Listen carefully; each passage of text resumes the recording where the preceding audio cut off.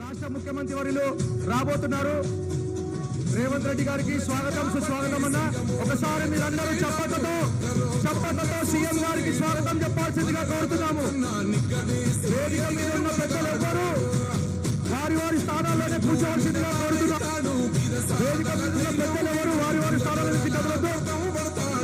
అందరూ ఒకసారి చప్పట్లు.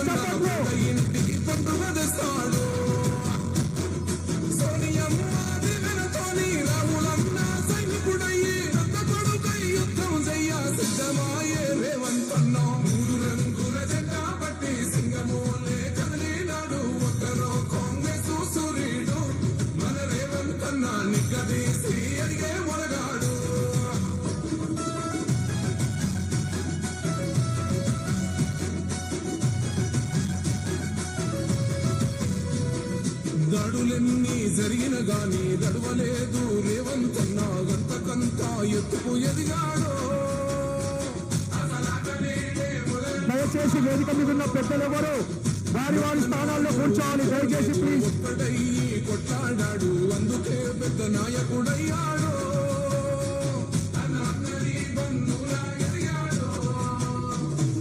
అమరవీరుల త్యాగం చూసి అమ్మ సోనియా చలువతోటి వచ్చిన మన తెలంగాణ రక్షణే చేయమంటున్నాడు.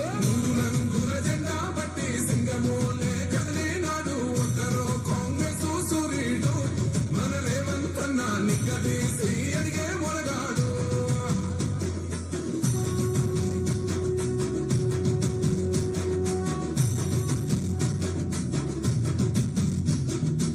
రాష్ట్ర ముఖ్యమంత్రి వర్యులు రేవంత్ రెడ్డి గారికి స్వాగతం సుస్వాగతం. 17వ అఖిల భారత పద్మశాలి సంఘం మహాసభలు, అదేవిధంగా 8వ తెలంగాణ ప్రాంత పద్మశాలి సంఘం మహాసభలకి విచ్చేసిన సీఎం రేవంత్ రెడ్డి గారికి స్వాగతం సుస్వాగతం.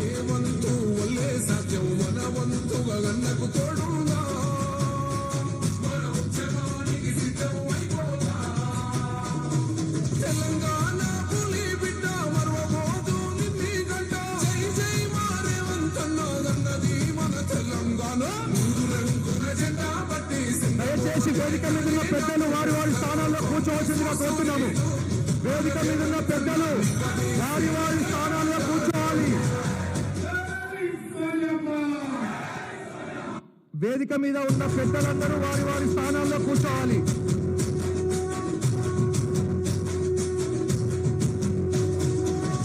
రంగుల జెండా పట్టి సింగమోలే కదిలినాడు. ఒక్కరో కాంగ్రెస్ సూర్యుడు మన రేవంత్ అన్నా నిగ్గదీసి అడిగే మొలగాడు. వీడు భూమిన వానైతాడు. వీర సాధన ధైర్యం వీడు. దొంగ దొరల వ్రతం పడతాడు. మన రేవంత్ అన్నా పేద ఇంటికి పండుగ తెస్తాడు. చప్పట్లతో ఆహ్వానించండి ముఖ్యమంత్రి గారు. అందరూ చప్పట్లతో ముఖ్యమంత్రి గారికి స్వాగతం చెప్పాలని కోరుతున్నాము. చప్పట్లతో స్వాగతం చెప్పాలి. కదిలినాడు. ఒక్కరో కాంగ్రెస్ సూర్యుడు మన రేవంత్ అన్నా నిగ్గదీసి అడిగే మొలగాడు.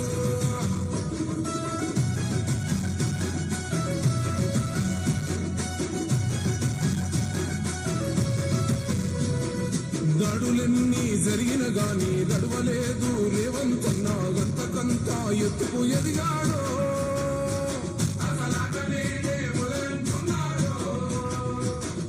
ముక్కనాడు పోలేదు ఒక్కడయ్యి కొట్లాడాడు అందుకే పెద్ద నాయకుడయ్యాడు.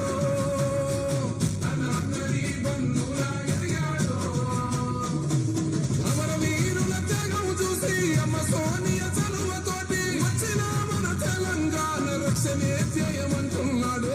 రంగుల జెండా పట్టి సింగమోలే కదిలినాడు. ఒక్కరో కాంగ్రెస్ సూర్యుడు మన రేవంత్ అన్నా నిగ్గదీసి అడిగే మొలగాడు.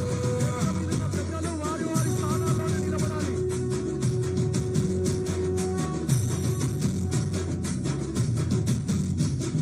ఓహమంటూ లేని వాడు అందరినీ కలిపేటోడు. ఆనాటి రోజులు తెస్తాడు. Thank you. దయచేసి అందరు కూడా వేదిక మీద అందరూ కూర్చోవాలి. గౌరవనీయులు ముఖ్యమంత్రి రేవంత్ రెడ్డి గారికి స్వాగతం సుస్వాగతం. గట్టిగా చప్పటి ద్వారా వారికి స్వాగతం చెప్పాలి. గట్టిగా చప్పట్లు కొట్టి వారిని స్వాగతం పలకాలని కోరుతున్నాం. వారికి అందరు కూర్చోవాలన్నా. అఖిల భారత అధ్యక్షులు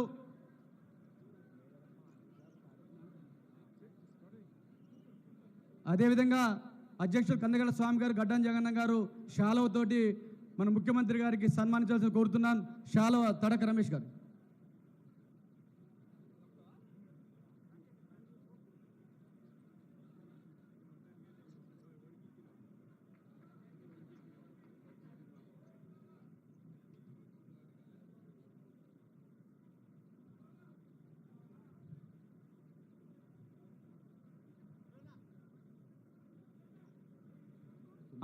అంబటి సింగ్ గారు వేదికకి రండి. దయచేసి కూర్చోవాలని అందరూ దయచేసి కూర్చోవాలి. అంబటి శ్రీనివాస్ గారు వేది మీదకి రండి. మీరు అంబటి శ్రీనివాస్ గారు వేది మీదకి రండి. రాష్ట్ర విభజన అధ్యక్షులు అంబటి శ్రీనివాస్ గారు వేది మీదకి రావాల్సి కోరుతున్నాం. దయచేసి కూర్చోవాలన్న, దయచేసి అందరు కూర్చోవాలి. మహిళా టీం అదేవిధంగా దయచేసి కూర్చోవాలి. దయచేసి ఎవరు కూడా లేవద్దు, కూర్చోవాలి. కర్ణాటక నుంచి వచ్చిన వారు కూడా మీకు ఇస్తాం అవకాశం ఉంది. ముఖ్యమంత్రి గారు సన్మానం చేయడానికి అవకాశం ఇస్తాం. థ్యాంక్ యూ అన్న. ఈరోజు మన మహాసభకి విచ్చేసిన ముఖ్యమంత్రి వర్యులు గౌరవనీయులు రేవంత్ రెడ్డి గారికి స్వాగతం సుస్వాగతం.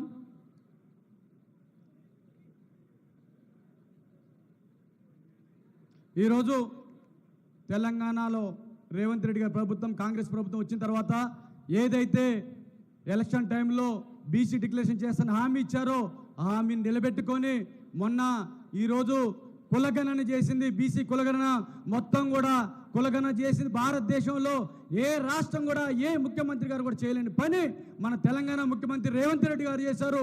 వారికి చప్పట్ల ద్వారా మన బీసీ బిడ్డలం, బీసీలందరం కూడా కలిసి వారికి చప్పట్ల ద్వారా మన స్వాగతం తెలియాలి. ఎందుకంటే ఇవాళ బీసీలు లెక్క తేల్చిన ఘనత ముఖ్యమంత్రి రేవంత్ రెడ్డి గారిది. ఈరోజు 56% బీసీలు ఉన్నారు తెలంగాణ జనాభాలో. దాంట్లో 1,60,00,000 మంది బీసీలు ఉన్నారు. దాంట్లో మన వాటా పద్మశాలి జనాభా వాటా, పద్మశాలి యొక్క జాతి వాటా 10%, తెలంగాణ జనాభాలో 5% ఉంది. ఈ సందర్భంగా మేము తీర్మానం చేసాం సార్. ముఖ్యమంత్రి గారు మీరు చేసిన కులగణన ఆదర్శంగా తీసుకొని భారతదేశంలో అన్ని రాష్ట్రాలు చేయాలి. రేపు జనగణనతో పాటు కూడా కులగణన చేయాలని మేము కూడా డిమాండ్ చేస్తున్నాం సార్. మీకు మద్దతుగా మా సమాజం మొత్తం మీతో ఉంటాం సార్ అని చెప్పి ఈ సందర్భంగా తెలియజేస్తున్నాం. అదేవిధంగా అఖిల భారత పద్మశాలి సంఘం అంటే సార్ దాదాపుగా భారతదేశంలో ఏ కుల సంఘం కూడా ఏర్పడిన రోజుల్లో 1921లో ఏర్పడ్డది. 104 సంవత్సరాల చరిత్ర కలిగిన సంఘం అఖిల భారత పద్మశాలి సంఘం. ఆధ్వర్యంలో 16 రాష్ట్రాలు ఉన్నాయి. దాంట్లో తెలంగాణ ప్రాంత పద్మశాలి సంఘం ఒకటి. 67 సంవత్సరాల క్రితం కొండా లక్ష్మణ్ బాపూజీ వారు ఏర్పడింది నారాయణగూడలో రాజమౌళిలో ఆ భవనంలో ఏర్పడిన సంఘం మాది సార్. అదేవిధంగా మీరు చేనేతకి ఎంత చేశారో మాకు తెలుసు సార్. ప్రతి పద్మశాలి బిడ్డకి, చేనేత కార్మికుడికి, నైతన్న కార్మికుడికి మాకు తెలుసు సార్. మీరు ఎందుకంటే మీకు ప్రత్యేకంగా ధన్యవాదాలు తెలుపుకోవాలని ఈ సభ పెట్టాం. ఎందుకంటే గతంలో ప్రభుత్వం పట్టించుకోలే మమ్మల్ని, ఒక్క రూపాయి కూడా ఇలే. కనీసం ముఖ్యమంత్రి గారి దగ్గరికి వెళ్ళటానికి కూడా 10 సంవత్సరాల అవకాశం లేదు. మీరు వచ్చిన తర్వాత ఈ 10 నెలల కాలంలో 10 సార్లు మాకు అవకాశం ఇచ్చారు. మా బాధలు వినిపించుకున్నారు, మా బాధలు తీర్చారు. రాబోయే రోజుల్లో తీరుస్తారు ఇంకున్న సమస్యలను కూడా. అదేవిధంగా మీ మంత్రివర్యులు, మన కేబినెట్ మంత్రివర్యులు తుమ్మల నాగేశ్వరరావు గారికి బ్రహ్మాండమైన శాఖ ఇచ్చారు. రైతన్న నేతన్న ఈ దేశానికి వెన్నెముక, అలాంటి శాఖ ఇచ్చారు. రైతన్నకి ఎంత చేయాలో గత ప్రభుత్వాలు 60 ఏళ్ళలో 70 ఏళ్ళు చేయలేని పని ఈ వ్యవసాయ శాఖ మంత్రి మీ ఆధ్వర్యంలో చేశారు సార్. అదేవిధంగా రైతు నేతన్నకు కూడా ఈరోజు మీ ద్వారా తుమ్మల నాగేశ్వరరావు గారు చేశారు. అదేవిధంగా ముఖ్యంగా మా పాత డిమాండ్ ఉండే గతంలో గత ప్రభుత్వం కేటీఆర్ గారు మా శాఖ మంత్రి ఉండి బాకీలన్నీ ఎగ్గొట్టిపోయారు. ఆ బాకీలన్నీ 380 కోట్లు, పవర్లు మీ 70 కోట్లు, చేనేత కావాల్సిన బాకీలు దాదాపుగా 450 కోట్లు మీ ప్రభుత్వం మీ ఆధ్వర్యంలో మాకు వచ్చినాయి సార్. ఆ సందర్భంగా ధన్యవాదాలు సార్. అదేవిధంగా థ్రిఫ్ట్ ఫండ్, థ్రిఫ్ట్ ఫండ్ అంటే చేనేత కార్మికుడికి డైరెక్ట్గా ఏదైతే వచ్చిందో ఆ అవకాశం డైరెక్ట్గా వారి అకౌంట్లో పడే అవకాశం చేనేత కార్మికుడికి 1,00,000 మందికి 290 కోట్లు ఒకేసారి రిలీజ్ చేశారు సార్. 36 నెలలు 2,000 అంటే చేనేత కార్మికులు 1,200, సహాయకులు 200 కడితే ప్రతి నెల 200 పొదుపు చేస్తే దానికి మన ప్రభుత్వం 4,000 కలిపి 36 నెలలకి 72,000కి 1,44,000 కలిపి మీరు 290 కోట్లు ఒక్కొక్క నేతన్న అకౌంట్లో 2,16,000 రూపాయలు మీ ప్రభుత్వం వచ్చిన తర్వాత మీ ఆధ్వర్యంలో పడ్డా సార్. ఈ సందర్భంగా ధన్యవాదాలు సార్. అదేవిధంగా ఐఐహెచ్టి కాలేజీ కళ ఐఐహెచ్టి కాలేజీ ఉన్న భారతదేశంలో 7 కాలేజీలు ఉన్నాయి.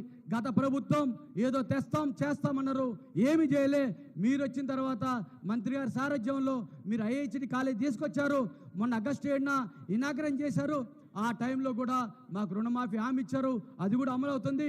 ఐహెచ్టి కాలేజీకి మేము అడిగిన వెంటనే కొండా లక్ష్మణ్ బాబుజీ పేరు పెట్టిన ఘనత మీది, మీ ప్రభుత్వాన్ని సార్. ఈ సందర్భంగా ధన్యవాదాలు సార్.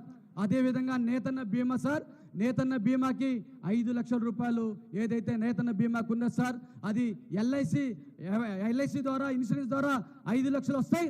ఈ 59 సంవత్సరాలు దాటిన వాళ్ళకి చేనేత వృత్తిలో ఉండి చనిపోతే రూపాయి కూడా రాదు సార్. తమరు వచ్చిన తర్వాత తమరు ప్రభుత్వ ఆధ్వర్యంలో ఏదైతే 59 సంవత్సరాలు నిండిన తర్వాత కూడా చేనేత వృత్తిలో ఉన్న వాళ్ళకి ఎక్స్గ్రేషియా రూపంలో దాదాపుగా 5 లక్షల రూపాయలు ఇస్తున్నారు సార్. ఈ రోజు తెలంగాణలో ఉన్న నేతన్న సమాజం, పద్మశాలి సమాజం అందరూ కూడా మీకు ధన్యవాదాలు తెలుపుతున్నారు సార్. అదేవిధంగా సార్ పద్మశాలి కార్పొరేషన్ గతంలో దాదాపుగా ఎన్నో కార్పొరేషన్లు గతంలో ఇస్తామన్న ప్రభుత్వాలు ఇవ్వలే. మాతో పాటుగా 13 కార్పొరేషన్లు ఇచ్చిన ఘనత కూడా మీదే సార్. చప్పట్లు కొట్టాలి. ఇలా పద్మశాలి కార్పొరేషన్ మన కళ, ఆ కళ ముఖ్యమంత్రి గారు రేవంత్ రెడ్డి గారి ద్వారా సాధించుకున్నాం. రేపు రాబోయే రోజులలో పద్మశాలి కార్పొరేషన్ ద్వారా నిధులు మంజూరైతే పేద పద్మశాలి చదువుకోవడానికి ఉపయోగపడుతుంది. కాబట్టి మన ముఖ్యమంత్రి గారికి ధన్యవాదాలు సార్. అదేవిధంగా ఈ 10 నెలల కాలంలో తమరి ద్వారా ఆ 1,680 కోట్లు విడుదలైనవి సార్. చప్పట్లు కొట్టాలి. ఏ ప్రభుత్వం చేయలే, మనకి రేవంత్ రెడ్డి గారి ప్రభుత్వమే చేశారు. 680 కోట్ల ఆర్డర్లు ఇచ్చారు సార్. మీరు ఏదైతే డ్వాక్రా మహిళలకి సెల్ఫ్ హెల్ప్ గ్రూపులకు సంబంధించి 65 లక్షల మంది ఉంటే ఒక్కొక్క మహిళకి 2 చీరల లెక్క 1,30,00,000 చీరలు 8 కోట్ల మీటర్ల ఆర్డర్ ఇచ్చారు సార్. 680 కోట్లు సిరిసిల్ల వాళ్ళకు ఉపయోగపడుతుంది సార్. అది చాలా ధన్యవాదాలు సార్.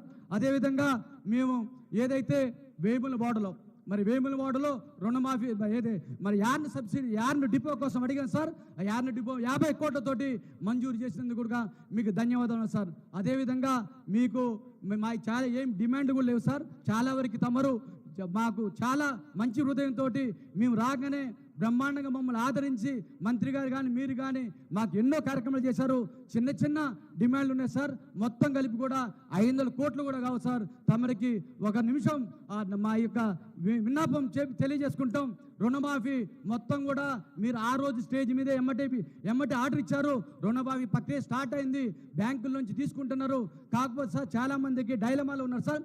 వ్యక్తిగత రుణాల, క్యాష్ క్రెడిట్ రుణాల, సంఘం రుణాలు అనేది ఉన్నది సార్. తమరు అదొకటి మా విజ్ఞప్తి ఏంటంటే సంఘంలో ఉన్నాయను వ్యక్తిగత కలిపి 2 కలిపిన 60-70 కోట్లు కావచ్చు సార్. కాబట్టి దయచేసి రుణమాఫీని వాటిని కూడా కలుపుకొని చేయమని కోరుతున్నాం సార్.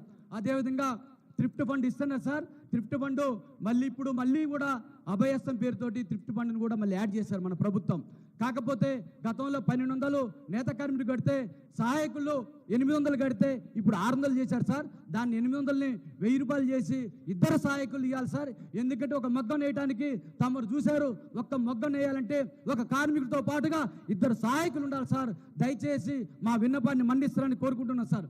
అదేవిధంగా మీరు ఏదైతే ఈ కార్యక్రమాన్ని చేయడం ద్వారా ఏదైతే చేనేత వృత్తిలో పక్కా పడేసిన వాళ్ళు, వేరే వృత్తిలోకి పోయిన వాళ్ళు, చిరు ఉద్యోగాలు చేసుకున్న వాళ్ళు మళ్ళీ ఈరోజు చేనేత వృత్తికి వస్తున్నారు సార్. మగ్గాలు దులిపి మగ్గాలు స్టార్ట్ చేస్తున్నారు సార్.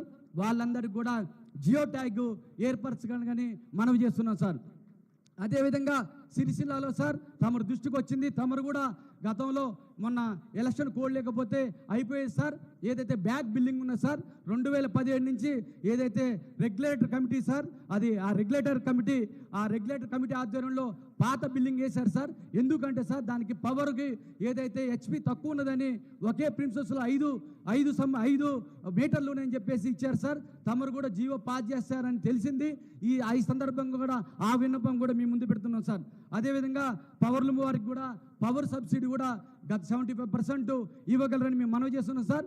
అదేవిధంగా సార్ ఎల్బీ నగర్లో సార్ గతంలో నాగోల్లో సార్ 2 ఎకరాల స్థలం ఇచ్చారు సార్, ఉన్నది సార్, ఇవ్వలేదు సార్. తమరికి విజ్ఞప్తి అంటే 2 ఎకరాల స్థలం ఉన్నది. అక్కడ ఎల్బీ నగర్ చుట్టుపక్కల 1500 మంది చేనేత కార్మికులు ఉన్నారు సార్. వాళ్ళు చేనేత నేర్చుకుంటుంటే సౌండ్కి పక్కన వాళ్ళు కేసు పెడుతున్నారు సార్.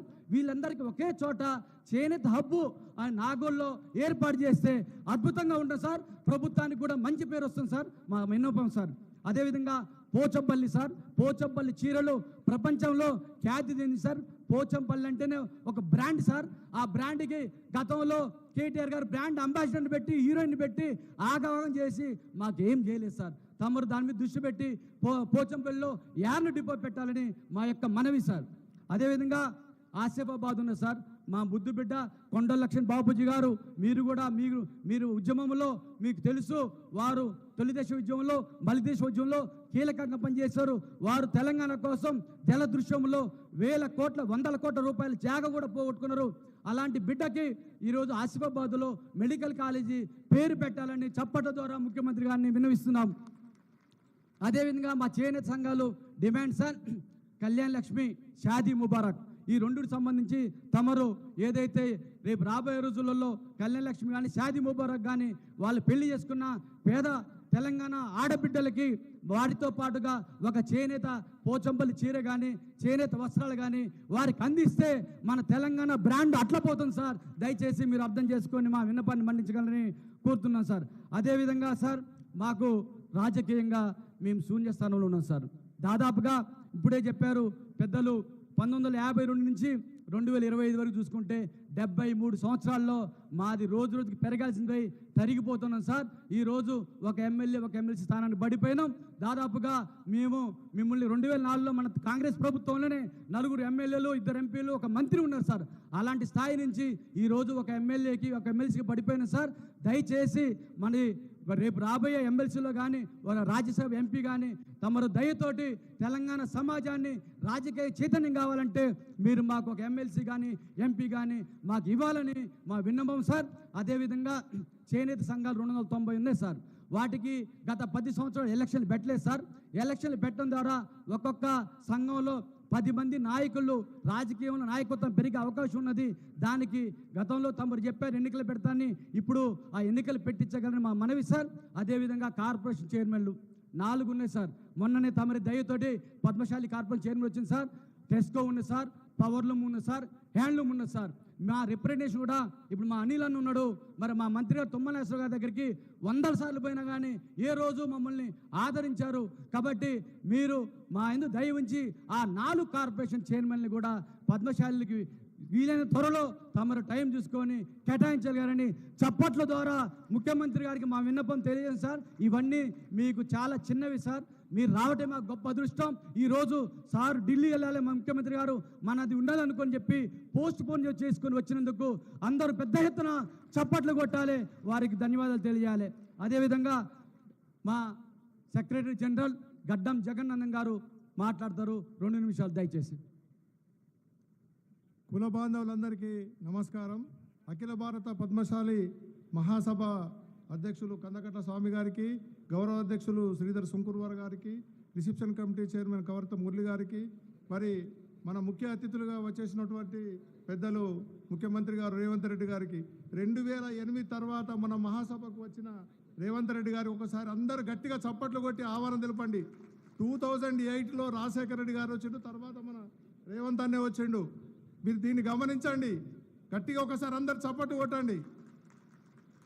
ఏదైతే మరి మన కాంగ్రెస్ పార్టీ రాహుల్ గాంధీ ఆశయాల మేరకు మన రేవంత్ అన్న గారు బీసీ కులగణన చేసి 42% బిల్లు పాస్ చేసి, అదేవిధంగా ఎస్సీలకు వర్గీకరణ చేసి, ఒక మన గారు తెలంగాణ బీసీ కులగణన చేసి మన భారతదేశంలో మొట్టమొదటిసారి మనకు బీసీలకు రిజర్వేషన్ ఇచ్చింది సాహు మహారాజు. తెలంగాణలో మళ్ళీ పెద్ద ఎత్తున అవకాశం కల్పించిన తెలంగాణ సాహు మహారాజుకు ఒకసారి చప్పట్లు కొట్టండి గట్టిగా, ఎందుకంటే బీసీలందరికీ అవకాశం వస్తుంది.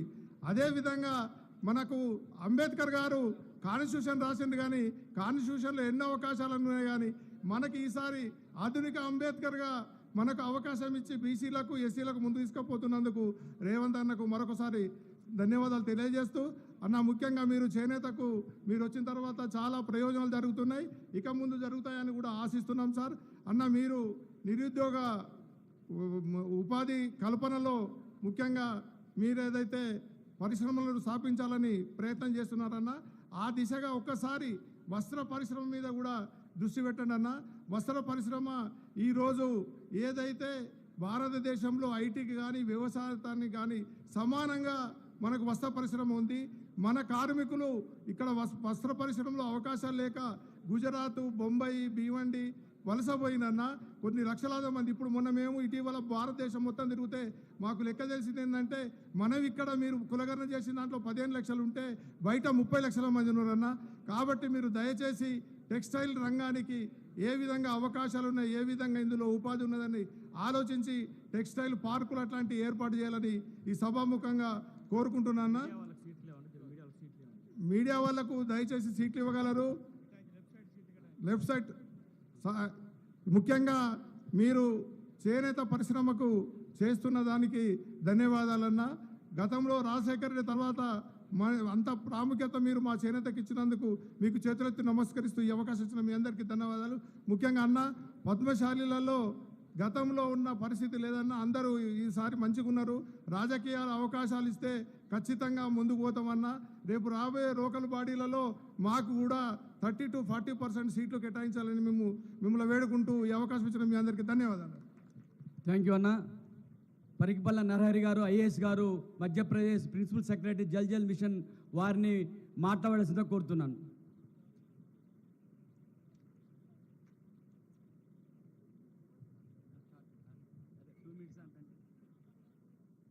తెలంగాణ మెరుగు మరియు తెలుగు జాతి గౌరవమైనటువంటి కొండ లక్ష్మణ్ బాపూజీ గారి చరణంలో ముందస్తుగా ప్రణామాలు చేస్తూ ఈరోజు ఈ కార్యక్రమానికి వచ్చేసినటువంటి గౌరవ ముఖ్యమంత్రి గారు శ్రీ రేవంత్ రెడ్డి గారు, మంత్రివర్యులు శ్రీ తుమ్మల నాగేశ్వరరావు గారు, ఈ కార్యక్రమ కర్మ అయినటువంటి శ్రీ కందగట్ల స్వామి గారు, కామర్త మురళి గారు, శ్రీమతి గుండు సుధారాణి గారు, బ్రదర్ అనిల్ ఎరావత్రి గారు, ఈ కార్యక్రమానికి పద్మశాలి చేనేత సామాజిక వర్గం నుంచి వచ్చినటువంటి కుల బాంధవ్యులందరికీ పేరు పేరున నమస్కారాలతో, ఈ కార్యక్రమ నిర్వహణకర్తలకి ధన్యవాదాలతో, సుమారు దక్షిణ భారతదేశంలో 2 కోట్లకు పైగా ఉన్నటువంటి పద్మశాలి చేనేత సామాజిక వర్గపు ప్రతినిధులందరూ ఈరోజు వివిధ రాష్ట్రాల నుంచి వచ్చి ఈ కార్యక్రమానికి వచ్చి విజయవంతం చేస్తున్న తరుణంలో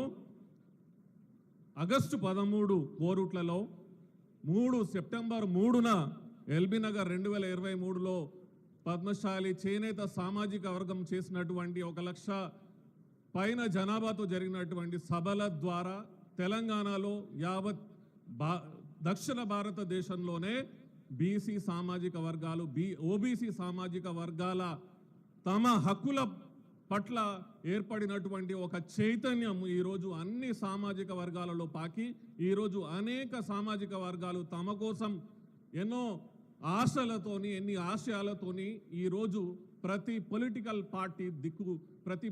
పార్టీ వైపు చూస్తున్నవి. ఈరోజు గౌరవ ముఖ్యమంత్రి గారు వర్యులు ఈ కార్యక్రమానికి వచ్చి మన సామాజిక వర్గ మనల్ని ఉత్సాహవర్ధులు చేయడమే కాకుండా ఆత్మ న్యూనతాభావం అసలు అవసరం లేదు మన పద్మశాలీలకు అని ఒక సందేశం ఇచ్చినందుకు వారికి ధన్యవాదాలు తెలియజేస్తున్నాను. ఈరోజు విద్యా తదాతు వినయం వినయాత్యాత్ పాత్రత్వం, విద్య అనే నిచ్చెన పట్టుకొని మన పద్మశాలీలు ఎన్నో ఎన్నో ఎన్నో ఎన్నో ఇప్పుడు నేను ఒక టైలర్ కుటుంబం నుంచి వచ్చి ఒక ఐఏఎస్ అధికారిగా ఎదిగి ఈ స్థాయికి చేరుకున్న, ఆ విధంగా విద్య అనే నిచ్చెన పట్టుకొని పద్మశాలీలు ఎన్నో గౌరవపరమైనటువంటి స్థానాలకు ఎదుగుతున్నారు. కానీ ఈరోజు ఇంకా వివిధ రంగాలలో మనకి స్థానాలు కల్పించాల్సిన అవసరం ఉన్నది.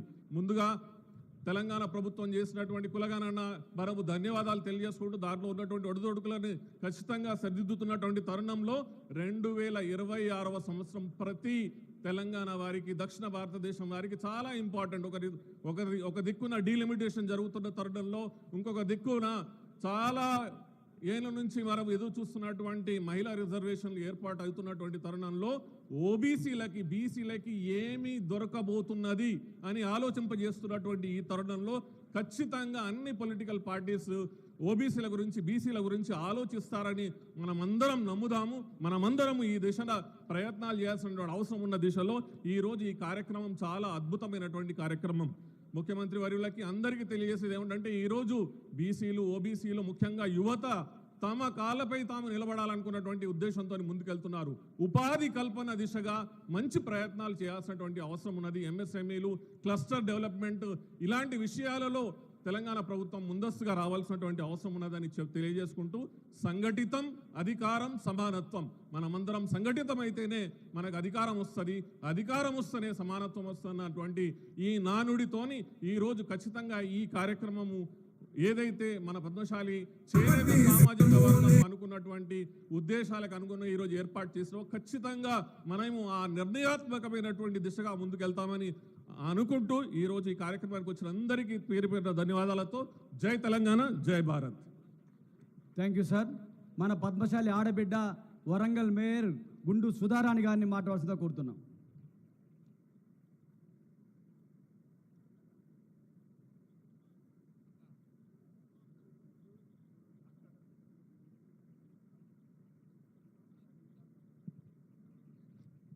జై మార్కండేయ, జై జై మార్కండేయ, జై పద్మశాలి.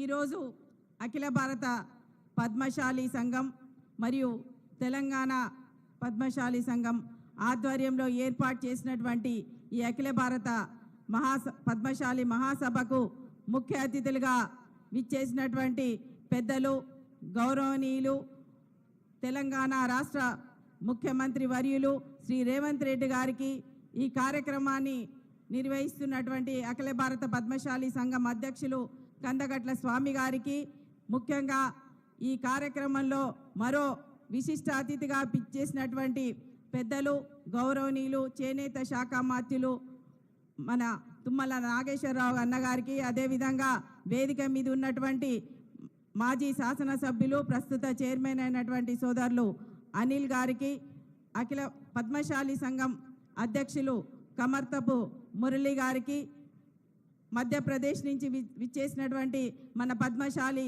బిడ్డ ఐఏఎస్ ఆఫీసర్ నరహరి గారికి, పెద్దలు, వేదిక మీద ఉన్నటువంటి మిగతా పెద్దలందరికీ, అన్ని సంఘాల నుంచి విచ్చేసినటువంటి అధ్యక్షులకు, అదేవిధంగా ఈ కార్యక్రమంలో పెద్ద ఎత్తున పాల్గొన్నటువంటి పద్మశాలి కుల బాంధవులకు, ముఖ్యంగా ఇంత పెద్ద ఎత్తున బతుకమ్మలతో మనల్ని స్వాగతం పలికినటువంటి పద్మశాలి అఖిల భారత పద్మశాలి సంఘం మహిళలకు, తెలంగాణ పద్మశాలి మహిళలకు, అందరికీ కూడా పత్రికా విలేకరులకు, మీడియా సోదరులకు, వివిధ ప్రాంతాల నుంచి విచ్చేసినటువంటి అఖిల భారత పద్మశాలి సంఘం అధ్యక్షులకు అందరికీ పేరు పేరున నా హృదయపూర్వక నమస్కారాలు తెలియజేసుకుంటున్నాను. చాలా సంతోషం. ఇంత పెద్ద ఎత్తున పిలిచిన వెంటనే మన కులం యొక్క ఐక్యతను, సంఘటితను చాటి చెప్పడానికి కేవలం తెలంగాణ రాష్ట్రంలోనే కాకుండా అన్ని ప్రాంతాల నుంచి విచ్చేసినటువంటి అఖిల భారత సంఘం పెద్దలకు హృదయపూర్వకంగా ధన్యవాదాలు తెలియజేసుకుంటూ, మొట్టమొదలుగా మన కులాన్ని ముందుకు తీసుకువెళ్ళినటువంటి స్వర్గీయ అఖిల భారత సంఘం మాజీ అధ్యక్షులు స్వర్గీయ కొండా లక్ష్మణ్ బాపూజీ గారికి హృదయపూర్వకంగా ఈ వేదిక ద్వారా నివాళులు అర్పిస్తున్నాను. కొండా లక్ష్మణ్ బాపూజీ గారు బీసీలు, అణగారిన వర్గాల కోసం పోరాటం చేసినటువంటి గొప్ప వ్యక్తి. ఆ వ్యక్తి ఆలోచనలను, ఆనాటి వారి స్ఫూర్తిని తీసుకొని ఈరోజు కుల సంఘాలు ముందుకు సాగుతున్నాయి. ఇక మన తెలంగాణ విషయానికి వస్తే, తెలంగాణ రాష్ట్రంలో మన పద్మశాలి కులాన్ని ఒక ఆలోచనను, వారి సమస్యలను, వారికి కావాల్సిన రాజకీయ అవకాశాలను ఇవ్వడానికి ఏర్పాటు చేసినటువంటి ఈ వేదికకి మన ముఖ్యమంత్రి గారు వారు ఢిల్లీకి పోవాల్సిన అవసరం ఉన్నా కానీ సమయాన్ని కేటాయించి ఇక్కడికి విచ్చేసినటువంటి ముఖ్యమంత్రి గారికి మొట్టమొదటిగా హృదయపూర్వకంగా ధన్యవాదాలు ఈ వేదిక ద్వారా తెలియజేసుకుంటున్నాము. ఇక మన పద్మశాలి సంఘానికి ఇప్పటికే మన కమర్త మురళి గారు చాలా విషయాలు చెప్పిండ్రు. ఒకటే, మేము కూడా గత ప్రభుత్వంలో ఉన్నాము. గత ప్రభుత్వంలో పద్మశాలీలలో పేద వర్గాలు ఉంటాయి. కేవలం చేనేత వర్గాలతో పాటు చాలామంది అనగారిన వర్గాలు, పేద వర్గాలు ఉన్నారు. వాళ్ళందరికీ కూడా చదువుకోవాలన్నా, ఆర్థికంగా పైకి రావాలన్నా కానీ ఒక కార్పొరేషన్ కావాలని కోరినప్పటికీ కూడా గత ప్రభుత్వాలు పట్టించుకోలేదు. కానీ ఇప్పుడు ప్రభుత్వం వచ్చిన వెంటనే పద్మశాలీల కోసం వారికి ఆర్థిక భరోసా కల్పించాలనే ఉద్దేశంతో ఏర్పాటు చేసినారు పద్మశాలి కార్పొరేషన్. అందుకే ఈ వేదిక ద్వారా ముఖ్యమంత్రి గారికి హృదయపూర్వకంగా ధన్యవాదాలు తెలియజేసుకుంటున్నాను. ఇక ఒక పద్మశాలి బిడ్డగా, ఆడపడుచుగా నాకు కూడా 2 సంవత్సరాల పాటు తిరిగి మేయర్గా ఉండే విధంగా అవకాశం కల్పించినందుకు పద్మశాలి ఆడపడుచుగా ముఖ్యమంత్రి గారికి ధన్యవాదాలు తెలియజేసుకుంటున్నాను. ఎందుకు ఈ విషయం చెప్తున్నానంటే అటు మురళి గారు కానీ నేను కానీ ఎవరం వచ్చినా కానీ మన బీసీ పద్మశాలీలను ఆదరిస్తున్నటువంటి గొప్ప వ్యక్తి మన ముఖ్యమంత్రి గారు.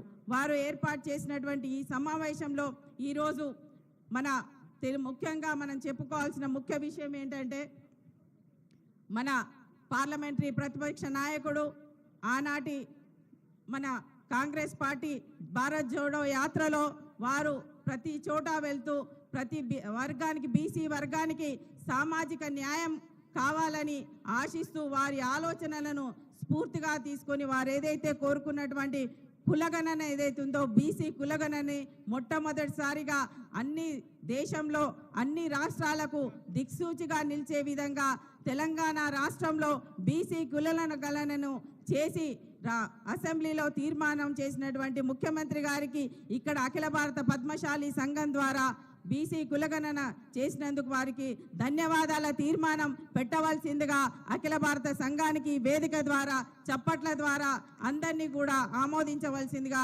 కోరుకుంటూ, ఈ బీసీ కులగణన నిజంగా ఒక చారిత్రాత్మక నిర్ణయం. దానికి ఎన్నో ఛాలెంజెస్ ఉన్నాయి. స్వాతంత్రం రాకముందు కులగణన చేసిండు కానీ తర్వాత ఎవరు కూడా చేపట్టలేదు.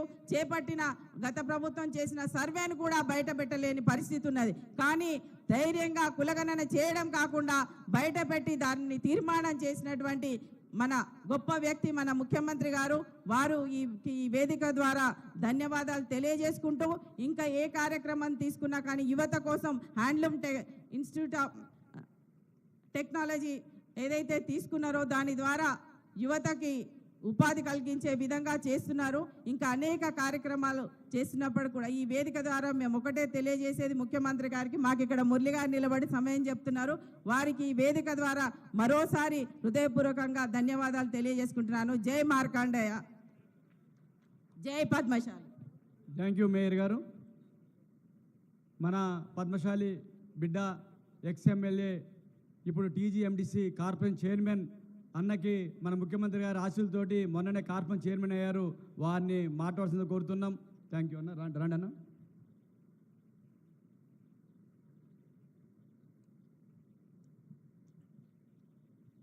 సభ అధ్యక్షులు,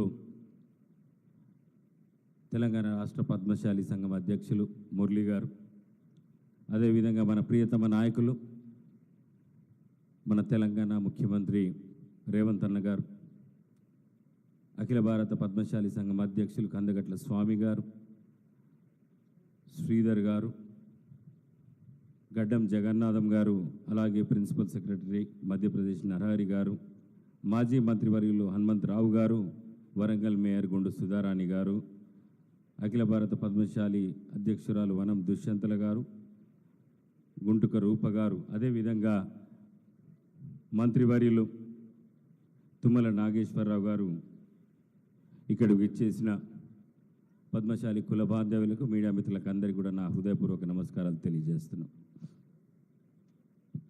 ముఖ్యమంత్రి గారు ఢిల్లీ పోయాడుండి వాళ్ళ, కానీ పద్మశాలీలు మహాసభ పెట్టుకున్నారు. వాళ్ళని కలిసిపోవాలి, వాళ్ళు నాకు అత్యంత ప్రాణం అని చెప్పేసి ఢిల్లీ పర్యటనను కూడా రద్దు చేసుకొని ఇవాళ మన సభకు రావడం జరిగింది. అంతకుముందు సభలో చెప్పిన Indian institute of handloom technology అప్పుడు ప్రారంభ సభలో నేను చెప్పినట్టు, అన్న మా పద్మశాలీలకు ఆత్మగౌరవం ఎక్కువ, వాళ్ళు కావాల్సింది అడుక్కోరు, ఎన్ని ఇబ్బందులు వచ్చినా కానీ చాలా కష్టంగా అడుగుతారు. ఒకవేళ ఇబ్బందులు తట్టుకోలేని పరిస్థితులు ఉంటే ఆత్మహత్యకైనా సిద్ధపడతారు. కానీ వాళ్ళకు ఆత్మగౌరవం ఎక్కువ అన్నారు చెప్పిన మా వాళ్ళకి అడగడం రాదు అని ఆయన తెలుసు కాబట్టి ఆయన ఇప్పటివరకు మురళి గారు అన్నీ చెప్పిండు. పాత ప్రభుత్వం ఎన్ని బకాయిలు పెట్టినా ఎన్ని ఉంచిపోయిందో అవన్నిటినీ కూడా మాఫీ చేసి అన్ని రకాలుగా చేనేత కార్మికులను ఆదుకున్న గొప్ప నాయకుడు మా రేవంత్ అన్న గారు. అందుకే వాళ్ళకి అడగడం రాదన్న, మళ్ళీ ఇప్పుడు అడుగుతాం కొన్ని. తప్పకుండా రేవంత్ అన్న మా కుల బాంధవులకు న్యాయం చేస్తాడని నాకు పూర్తి విశ్వాసం ఉంది. సరే, మన వాళ్ళు వృత్తిలో నుంచి బయటికి వచ్చేసి చాలా కాలం అవుతుంది. 100% మంది 100% పద్మశాలు ఇవాళ మగ్గాలు నేయట్లే, చీరలు నేయట్లే. మగ్గాలను ఎప్పుడో వదిలేసిండ్రు. ఎందుకంటే ఆ మగ్గాలతో గిట్టుబాటు కావట్లేదు, మా బతుకులు బాగుపడట్లేదని చెప్పి. దాంట్లో 80% మంది, నాకు తెలిసి 80 నుంచి 90% మంది ఇవాళ పద్మశాలీలు ఆ వృత్తిని వదిలేసిండ్రు. కేవలం 10 నుంచి 15% మంది ఆ వృత్తిలో ఉన్నారని నేను అనుకుంటున్నాను. బాగా చదువుకున్నారు, కష్టపడ్డారు. ఇవాళ చాలామంది ఐఏఎస్ ఆఫీసర్లు అయినారు. ఇక్కడ మన ముందటనే నరహరి గారు ఉన్నారు, శ్రీధర్ గారు ఉన్నారు, మా ప్రిన్సిపల్ సెక్రటరీ. అట్లా చాలా అనేక మంది ఐఏఎస్, ఐపీఎస్, సాఫ్ట్వేర్ ఇంజనీర్లు వ్యాపారం చేసుకోవడమా. కానీ మన వాళ్ళు రాజకీయాలకు మాత్రం రాలేదు, అది వేరే విషయం. కానీ మన వాళ్ళకి అవకాశాలు దొరికినాయంటే రిజర్వేషన్ల వల్లనే. ఆ రిజర్వేషన్లు లేకపోయి ఉంటే మనకు అవకాశాలు దొరకపోయాయి. ఓబీసీ రిజర్వేషన్లు 27% దేశవ్యాప్తంగా మనకు వచ్చింది ఎప్పుడంటే 1992లో. మరి మనకు అన్యాయం జరుగుతున్నది, మనకు న్యాయం జరగాల, ఓబీసీలకు ముఖ్యంగా న్యాయం జరగాలని చెప్పి రాహుల్ గాంధీ గారు పోరాటం మొదలుపెట్టిండు.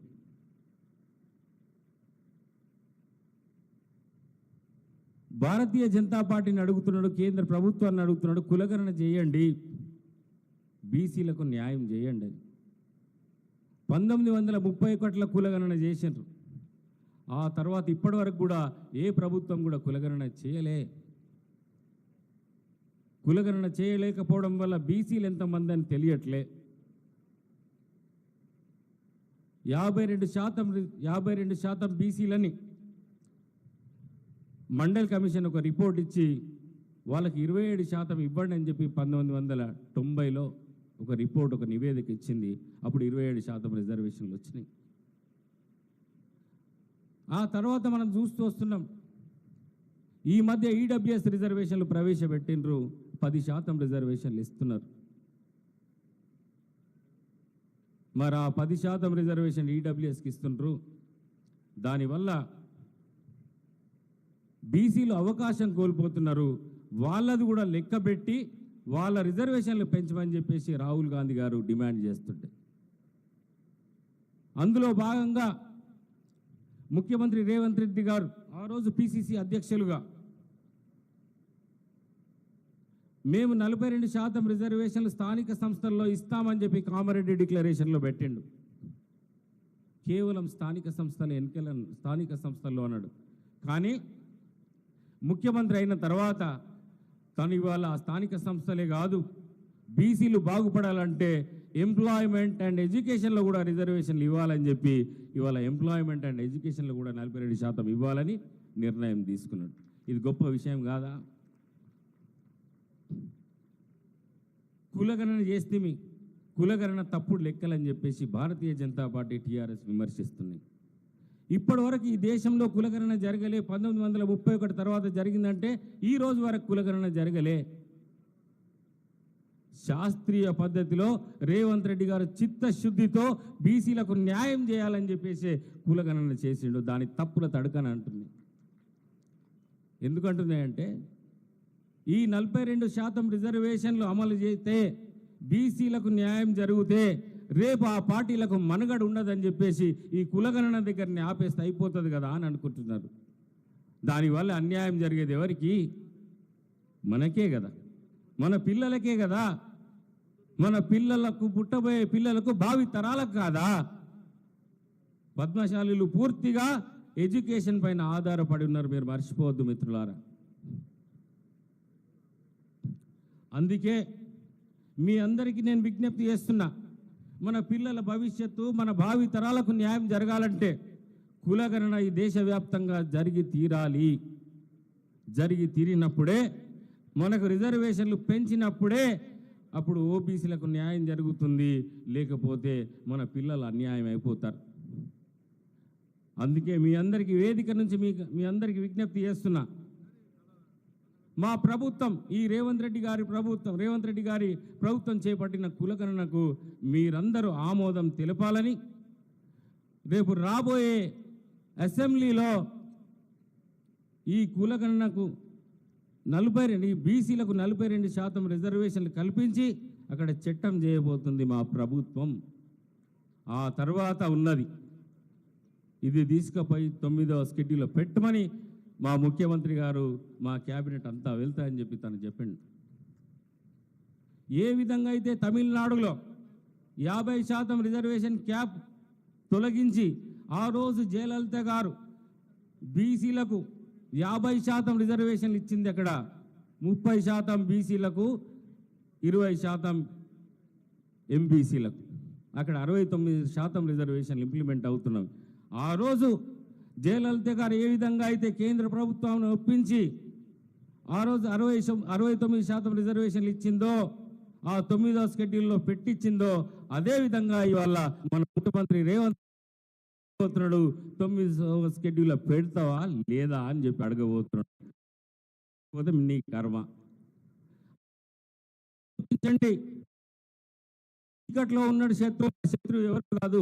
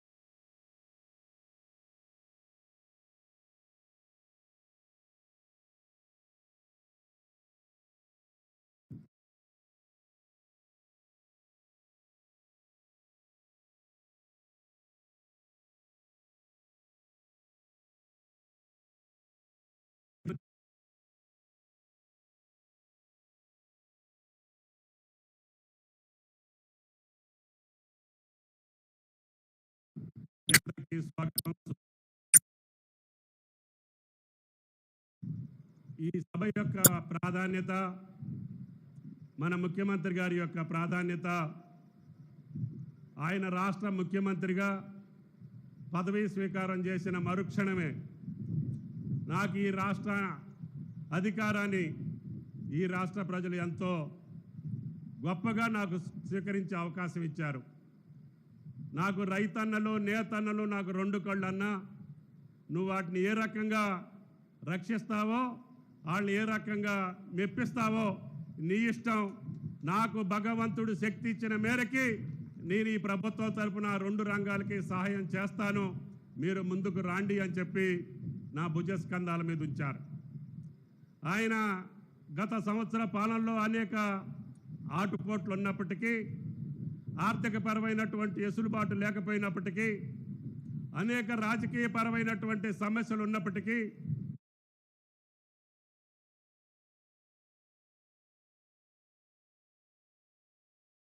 ఆయన అధికారాన్ని ఓర్వలేక అనేక ఆటంకాలు కలుగజేస్తున్నప్పటికీ చిత్తశుద్ధితోటి, దైవబలంతో, మీరిచ్చినటువంటి శక్తి సామర్థ్యాలతోటి ముందుకు నడుస్తున్నటువంటి రేవంత్ రెడ్డి గారు ముఖ్యంగా రైతన్నలతోటి పాటు నేతన్నలను కూడా ఏనాడు ఏ ప్రభుత్వం చూడనటువంటి రీతిలో అవకాశాలు కల్పించి గత ప్రభుత్వాలు ఇచ్చినటువంటి హామీలకి భిన్నంగా వాళ్ళు ఎగనామా పెట్టినటువంటి వేలాది కోట్ల బకాయిలన్నింటినీ తీర్చుకుంటూనే ఈ సంవత్సరం 3 నెలల మాసంలో మీకు ఇతోధికమైనటువంటి సహాయ సహకారాలు అందించారు.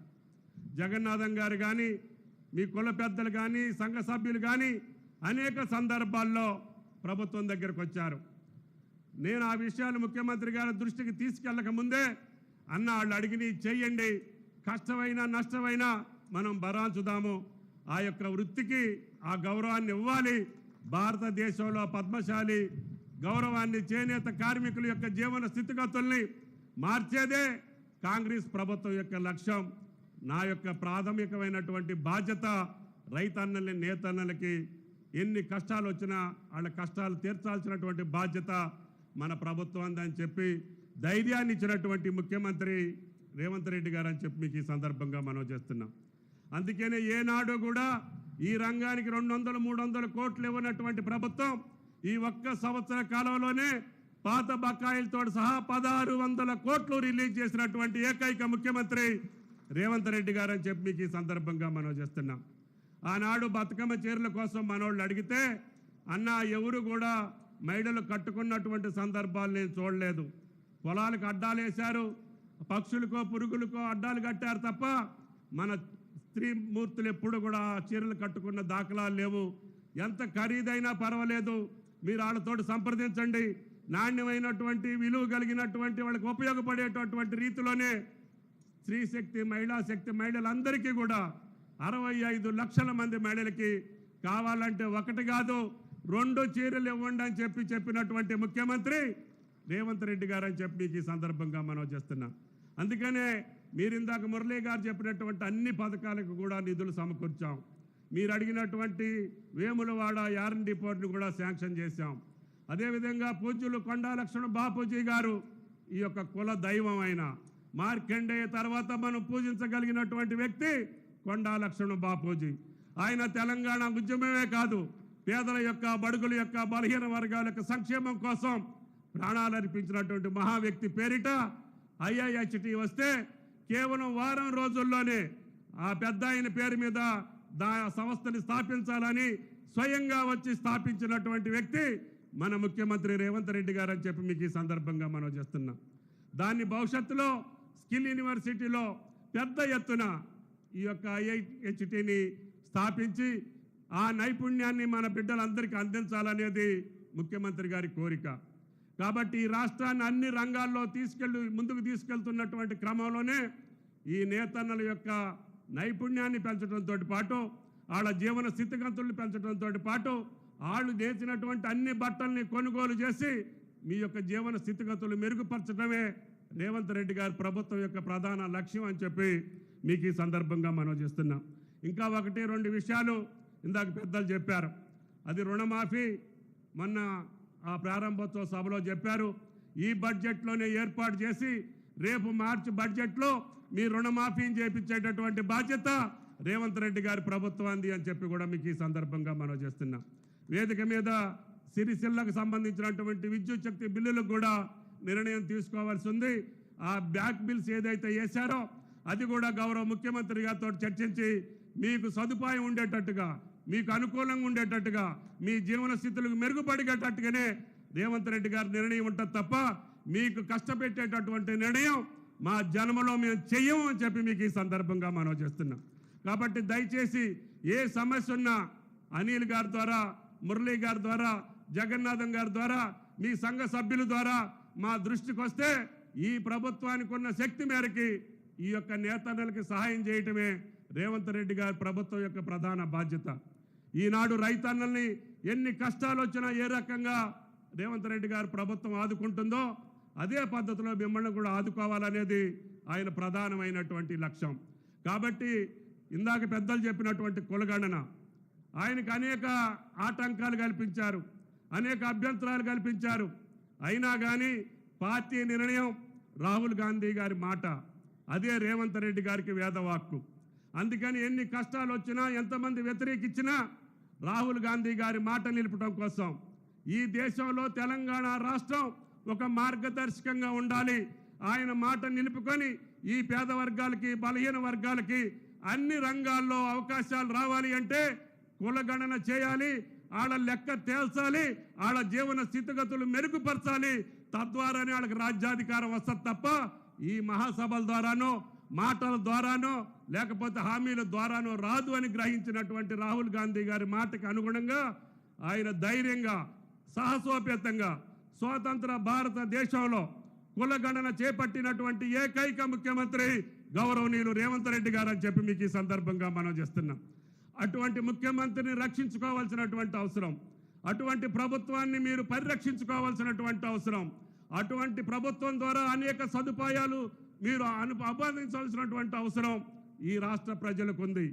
ఈ వర్గం ఆ వర్గం అనకుండా అన్ని వర్గాలకి ఆర్థిక పరమైనటువంటి వెసులుబాటు లేకపోయినా, కేంద్ర ప్రభుత్వ సహకారం లేకపోయినా, అప్పు తీసుకోవటానికి కూడా అవకాశం ఇవ్వకపోయినా కేవలం గుండె ధైర్యంతో, ఆత్మస్థైర్యంతో మీరు ఇచ్చినటువంటి శక్తిని కడుపులో పెట్టుకొని, గుండెల్లో మీ దారిని గుర్తు పెట్టుకొని మీ హామీలన్నీ నెరవేర్చగలిగేటటువంటి శక్తి ఆ రేవంత్ రెడ్డి గారికి, ఆ మార్కండేయ దేవుడు సంపాదించాలని చెప్పి ఆ మార్కండేయ స్వామిని కోరుకుంటూ ఈ యొక్క మహానుభావులందరూ ఇచ్చేసినటువంటి ఈ పద్మశాలి కుల సంఘాలన్నింటికి అందరికీ కూడా ధన్యవాదాలు తెలియజేస్తూ రేవంత్ రెడ్డి గారి ప్రభుత్వానికి ఆశీర్వాదం పలకాలని, ఆయన్ని మీరు కాపాడుకుంటే మీ యొక్క వృత్తులే కాదు ఈ రాష్ట్రాన్ని భారతదేశంలో అగ్రగామిగా ఉంచగలిగినటువంటి శక్తిని తెలంగాణ ప్రభుత్వానికి, ముఖ్యమంత్రికి ఇవ్వాలి.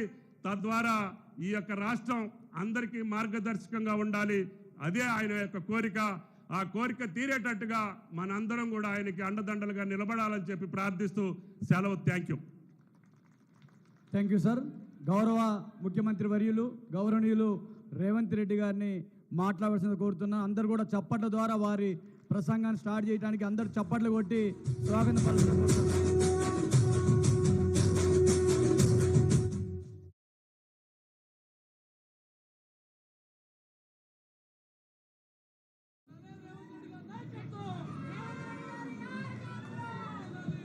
జై మార్కండేయ.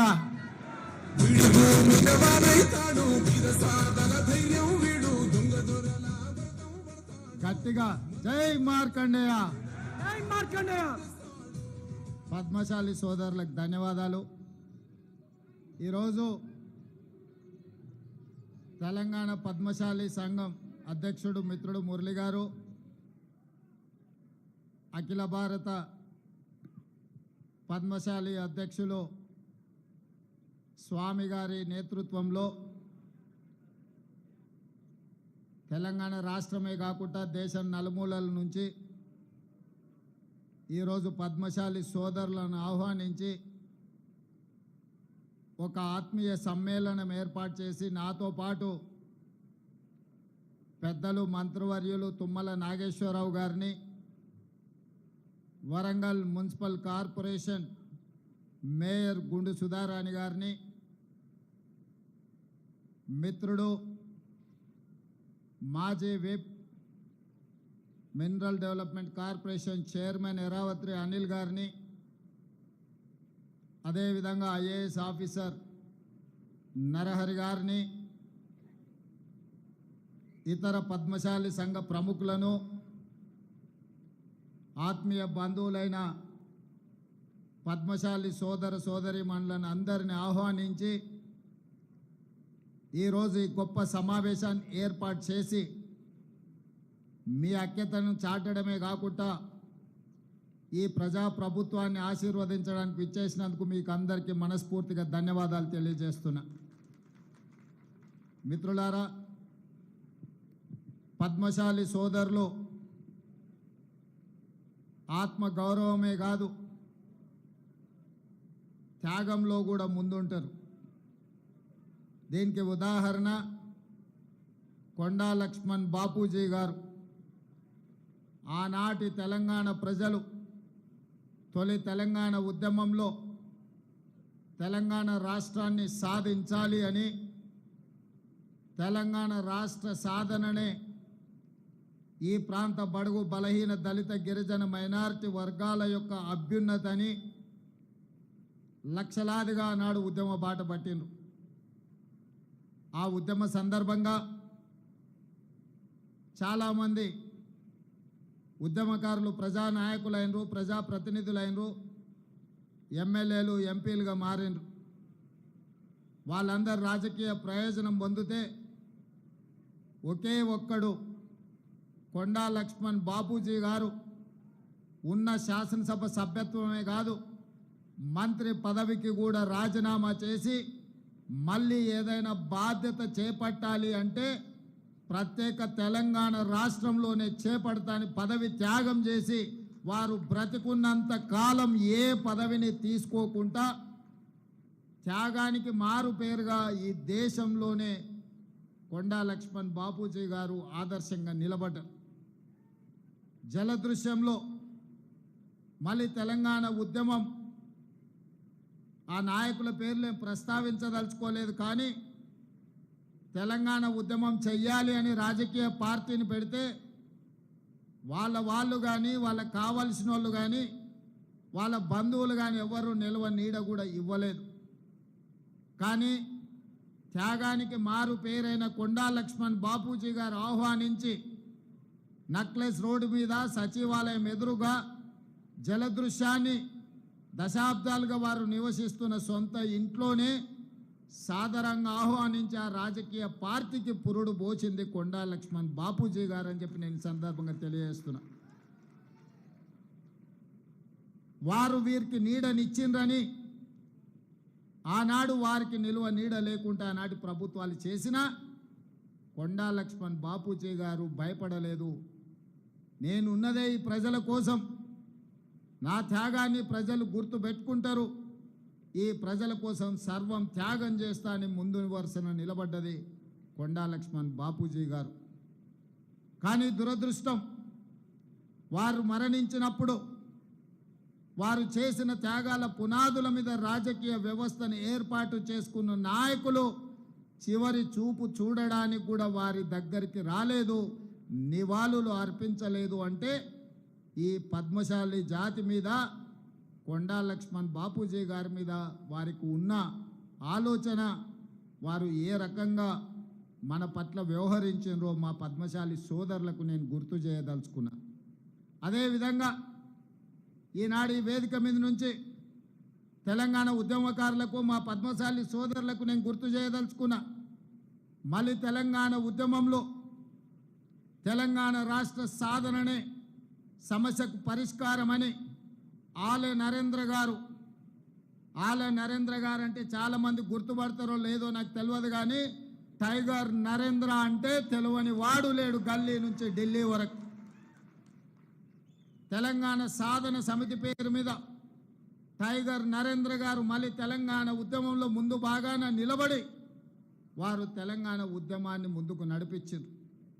వారు అలాగే ఉంటే, వారి ద్వారా తెలంగాణ రాష్ట్ర సాధన జరిగితే పద్మశాలి సోదరులకు కీర్తి ప్రతిష్టలు, గొప్ప పేరు వస్తుందని వారిని సాదరంగా ఆహ్వానించి సొంత పార్టీలో కలుపుకుంటే ఆనాడు వారిని కేంద్ర మంత్రిగా మన్మోహన్ సింగ్ గారు ఆలే నరేంద్ర గారిని చేయడం జరిగింది. కాంగ్రెస్ పార్టీ అధికారంలోకి వచ్చిన తర్వాత ఆలే నరేంద్రను కేంద్రంలో మంత్రిగా వారు చేస్తే ఈ ధృతరాష్ట్రుడు ఆలే నరేంద్ర గారిని ధృతరాష్ట్ర కౌగిల్లో కౌగిలించుకొని ఖతం చేసిన కథ ఈరోజు మా పద్మశాలి సోదరులకు నేను గుర్తు చేయదలుచుకున్నా. నరేంద్ర గారి పోరాటం, నరేంద్ర గారి త్యాగం లేకుండా మళ్ళీ తెలంగాణ ఉద్యమం ముందుకు జరగలేదన్నది నిజం కాదా? ఈరోజు తెలంగాణ ఉద్యమంలో, తెలంగాణ సాధనలో, తెలంగాణ పునర్నిర్మాణంలో మా పద్మశాలి సోదరుల పాత్ర ఎంతయ్యా అంటే, జోలె పట్టుకొని సిరిసిల్లకు వస్తే జోలులో ఓట్లు నోట్లేసింది మా పద్మశాలి సోదరులు గారా? ఈరోజు అధికారాన్ని వెలుగబెడుతున్న వ్యక్తులకు, కుటుంబాలకు ఈరోజు రాజకీయ నిలువ నీడనిచ్చింది సిరిసిల్లలో మా పద్మశాలి సోదరులు కాదా అని చెప్పి నేను ఈ సందర్భంగా గుర్తు చేయదలుచుకున్నా. ఏ సందర్భం వచ్చినా, ఏ అవకాశం వచ్చినా ఒక రాజకీయ పార్టీని, నాయకులను, ఆ కుటుంబాన్ని మా పద్మశాలి సోదరులు ఆదరించి ఆహ్వానిస్తే మా పద్మశాలి సోదరులు ఉత్పత్తి చేసిన బతుకమ్మ చీరల బిల్లులు కూడా బకాయిలు పెట్టి ఈ ప్రభుత్వాన్ని మాకు అప్పచెప్పడం జరిగింది. ఈరోజు సోదరిమణి గుండు సుధారాణి గారు రాజ్యసభ అయినాడు నేను ఓటేసిన. ఈనాడు వారు మేయర్గా కొనసాగించడానికి సోదరిమణి వచ్చి నన్ను కలిస్తే ఉండాలి సోదరిమణి, మా పద్మశాలి సోదరిమణి ఉండాలి అనుకున్నాం. ఈరోజు నేను గుర్తు చేయదలుచుకున్న రాపోలు ఆనంద భాస్కర్ కాంగ్రెస్ పార్టీ ఆఫీసులో దాదాపుగా 35 సంవత్సరాలు నిస్వార్థంగా సేవలు అందించిన రాపోలు ఆనంద భాస్కర్ని సోనియా గాంధీ గారు రాజ్యసభకు ఒక్క రూపాయి కూడా ఖర్చు లేకుండా పద్మశాలి సోదరుడు రాపోలు ఆనంద భాస్కర్ని రాజ్యసభకు సోనియా గాంధీ గారు పంపించలేదా? ఈరోజు ఈ వేదిక మీద ఉన్న మా మిత్రుడు అనిల్ని విప్గా నియమించింది శ్రీమతి సోనియా గాంధీ గారు, కాంగ్రెస్ పార్టీ అన్న సంగతి కూడా మా మిత్రులకు నేను గుర్తు చేయదలుచుకున్నా. ఇదే కాదు, ఈనాడు నాకు అవకాశం వస్తే నా మిత్రుడైన ఎరావత్రి అనిల్ని తెలంగాణ మినరల్ డెవలప్మెంట్ కార్పొరేషన్ చైర్మన్గా నియమించి అత్యంత కీలకమైన గనుల శాఖను నిర్వహించే బాధ్యతను ఈరోజు మిత్రుడికి ఇవ్వడం జరిగింది. ఏ అవకాశం వచ్చినా పద్మశాలి సోదరులను ఆదుకోవాలి, మీ అభ్యున్నతి కోసం కృషి చేయాలి, మిమ్మల్ని ఆర్థికంగా నిలబెట్టాలి, ఆత్మగౌరవంతో మీరు బ్రతికే విధంగా ఈ ప్రభుత్వం మీకు వెసులుబాటు కల్పించాలన్న ఆలోచననే లక్ష్యమే మా ప్రభుత్వం యొక్క విధానము అని చెప్పి నేను ఈ సందర్భంగా చెప్పదలుచుకున్న సోదరులారా. ప్రత్యేక రాష్ట్రం ఏర్పడిన తర్వాత Indian institute of handloom technology మన రాష్ట్రానికి లేదు. 10 సంవత్సరాల నాటి ప్రభుత్వం ఆ ప్రయత్నం చేయలే. చదువుకోవాలంటే ఎక్కడనో నెల్లూరులో ఉన్న ఇన్స్టిట్యూట్కో ఇంకెక్కడికో మా సోదరులు వెళ్ళాల్సిన పరిస్థితి ఉంటే నేను ముఖ్యమంత్రి అయిన మరుక్షణం మా పద్మశాలి సోదరులు నాకు గుర్తు చేస్తే కేంద్ర ప్రభుత్వం దగ్గరికి వెళ్ళి కేంద్ర ప్రభుత్వంతో మాట్లాడి ఈరోజు IIHT సాధించడమే కాదు, దానికి కొండా లక్ష్మణ్ బాపూజీ గారి పేరు పెట్టి వారి గౌరవాన్ని, పద్మశాలి సోదరుల ఆత్మగౌరవాన్ని నిలబెట్టాలి అని చెప్పి ఈరోజు మనం నిర్ణయం తీసుకున్నాం. ఇంతకుముందు మిత్రుడు మురళి గారు అడిగినారు, ఆసిఫాబాద్ మెడికల్ కాలేజీలో కొండా లక్ష్మణ్ బాపూజీ గారు పేరు పెట్టాలి అని. వాస్తవంగా వారు ఆదిలాబాద్ జిల్లాకు సంబంధించిన వారు, నల్గొండ జిల్లాలో ప్రజాప్రతినిధిగా రాణించిన వారు, తెలంగాణ రాష్ట్ర సాధనలోనే ఒక ఆదర్శ మూర్తిగా ఉన్న కొండా లక్ష్మణ్ బాపూజీ గారి పేరును ఆసిఫాబాద్ మెడికల్ కాలేజ్కి పెడతాము అని చెప్పి ఈరోజు ప్రభుత్వం నిర్ణయం తీసుకుంటుంది. ఈ నిర్ణయాన్ని మా పెద్దలు తుమ్మల నాగేశ్వరరావు గారు ప్రభుత్వంలో ఆదేశాలు ఇచ్చే వరకు ఆ బాధ్యతను వారిని తీసుకోమని చెప్పి నేను ఈ వేదిక మీద నుంచి వారికి సూచన చేస్తున్నా. మిత్రులారా, మీ బకాయిలు కావచ్చు, మీ విద్యుత్ బిల్లులు కావచ్చు, మీ యార్ను డిపో కావచ్చు, ఇతర చాలా అంశాలను ఎప్పటికప్పుడు నా దృష్టికి వచ్చినప్పుడు ఎంబడెంబడే వాటిని పరిష్కరిస్తూ ముందుకు వెళ్ళిన. రైతన్నలకు ఎంత ప్రాధాన్యత ఇచ్చినో ఈరోజు మా నేతన్నలను కూడా అంతే ప్రాధాన్యత ముందుకు నడిపించాలని మా ప్రభుత్వ విధానపరమైన నిర్ణయం తీసుకున్నది. అందుకే ఇవాళ ఈ ప్రభుత్వం మీది మీ సోదరుడు రేవంత్ అన్న తెలంగాణ రాష్ట్రానికి ముఖ్యమంత్రిగా ఉన్నాడు. మీకు కావాల్సిన పనులన్నీ చేయించుకోండి. చేయించుకోకపోతే అది మీ తప్పు అవుతుంది, నా తప్పు కాదు. మీరు అడిగింది ఇవ్వడం నా కర్తవ్యం. నా కర్తవ్యాన్ని నిర్వహించడంలో నేను ఎప్పుడు వెనక అడుగు వేయను. మీకందరికీ తెలుసు, కష్టం వచ్చినా నష్టం వచ్చినా ఇబ్బందులు వచ్చినా ఏదొచ్చినా ఎదుర్కొని నిలబడ్డ నేను ఈరోజు మీ అందరి ఆశీర్వాదంతో తెలంగాణ రాష్ట్రానికి 2వ ముఖ్యమంత్రిగా అత్యంత చిన్న వయసులోనే ఈరోజు ఈ బాధ్యత నాకు వచ్చింది. ఈరోజు నాకు ఏ చీకు చింత లేదు, ఏ వ్యసనాలు లేవు, ఏ అవసరాలు లేవు. నాకున్నదల్లా నన్ను ఆశీర్వదించిన ఈ సమాజానికి ఏదైనా చేయాలన్న తపన తప్ప నాకు అండగా నిలబడ్డ కుటుంబాలను వాళ్ళ బిడ్డగా ఈరోజు ఆదుకోవాలన్న ఆలోచన తప్ప నాకు ఇంకొకటి లేదు. ఇవాళ నేను ఆశిస్తున్నది మీ అభిమానాన్ని. మీ అభిమానంతో గుండెల్లో పెట్టుకుంటే మీకోసం నిరంతరం పనిచేస్తా, 24 గంటలు పనిచేస్తా, మీ అభివృద్ధిలో భాగస్వామిని అవుతా. మిమ్మల్ని ఏ విధంగా ఆదుకోవాలనో ప్రణాళికలు మీరు తీసుకొని రండి. ప్రభుత్వంలో ఆమోదింపజేసే బాధ్యత నాది. బతుకమ్మ చీరలు నేను ఎక్కువ విమర్శించదలుచుకోలేదు, కానీ ఇచ్చిన చీరలు తీసుకొచ్చి పొలాల గట్లల్లో పిట్టలను బెదరగొట్టడానికి కట్టడం తప్ప మా ఆడబిడ్డలు కట్టుకునే సందర్భం ఎక్కడన్నా ఉందా? కానీ మా నేతన్నల వృత్తి దెబ్బతింటుంది. వాళ్ళకు అంతకుముందు ప్రభుత్వం ఆర్డర్లు ఇచ్చింది, ఈ ప్రభుత్వం వచ్చింది అని ఆపితే అప్రతిష్ట పాలవుతామని చెప్పి మా ప్రిన్సిపల్ సెక్రటరీ గారు, మా ఎరావత్ అనిల్ గారు, అదేవిధంగా మా తుమ్మల నాగేశ్వరరావు గారు నా దృష్టికి వచ్చారు.